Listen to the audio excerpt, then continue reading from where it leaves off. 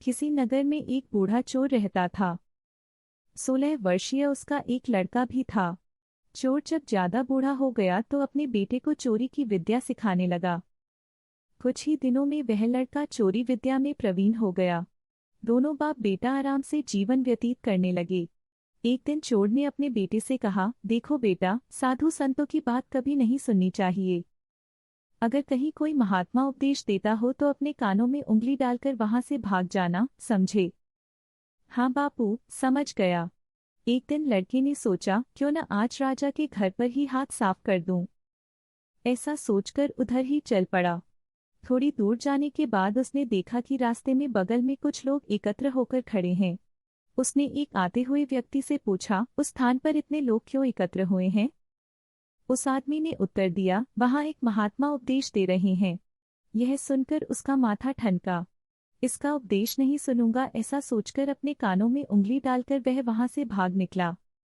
जैसे ही वह भीड़ के निकट पहुंचा, एक पत्थर से ठोकर लगी और वह गिर गया। उस समय महात्मा जी कह रहे थे, कभी झूठ नहीं बोलना चाहिए। जिसका नमक खाए उसका कभी बुरा नहीं सोचना चाहिए। ऐसा करने वाले को भगवान सदा सुखी बनाए रखते हैं।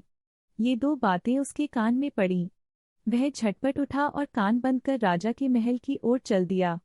वहां पहुंचकर जैसे ही अंदर जाना चाहा कि उसे वहां बैठे पहरेदार ने टोका, अरे कहाँ जाते हो? तुम कौन हो? उसे महात्मा का उपदेश याद आया, झूठ नहीं बोलना चाहिए। चोर ने सोचा, आज सच ही बोल कर देखें। उसने उत्तर दिया, मैं चोर हूँ, चोरी करने जा रहा हूँ। अच्छा जाओ। उसने सोचा राजमहल का नौकर होगा, मजाक कर रहा है। चोर सच बोलकर राजमहल में प्रवेश कर गया। एक कमरे में घुसा। वहां ढेर सारा पैसा तथा जेवर देख उसका मन खुशी से भर गया। एक थैले में सब धन भर लिया और दूसरे कमरे में घुसा। वहां रसोई घर था। अनेक प्रकार का भोजन वहां रखा था। वह खाना खाने लगा।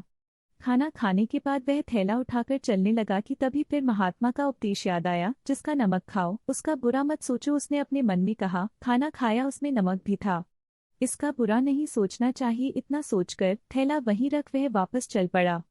पहरेदार ने फिर पूछा, क्या हुआ, चोरी क्यों नहीं की? देखिए, जिसका नमक खाया है उसका बुरा नहीं सोचना चाहिए। मैंने राजा का नमक खाया है, इसलिए चोरी का माल नहीं लाया, वहीं रसोई घर में छोड़ आया। इतना कहकर वह वहां से चल पड़ा। उधर रसोइये ने शोर मचाया, पकड़ो पकड़ो, चोर भागा जा रहा है। पहरेदार ने चोर को पकड़कर दरबार में उपस्थित किया। राजा के पूछने पर उसने बताया कि एक महात्मा के द्वारा दिए गए उपदेश के मुताबिक मैंने पहरेदार के पूछने पर अपने को चोर बताया, क्योंकि मैं चोरी करने आया था। आपका धन चुराया, लेकिन आपका खाना भी खाया जिसमें नमक मिला था। इसीलिए आपके प्रति बुरा व्यवहार नहीं किया और धन छोड़कर भागा।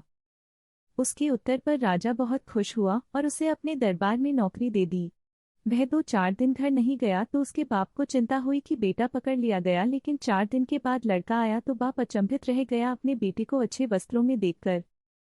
लड़का बोला, बापूजी, आप तो कहते थे कि किसी साधु संत की बात मत सुनो, लेकिन मैंने एक महात्मा की बात सुनी और उसी के मुताबिक काम किया, तो देखिए सच्चाई का फल, मुझे राजमहल में अच्छी नौकरी मिल गई।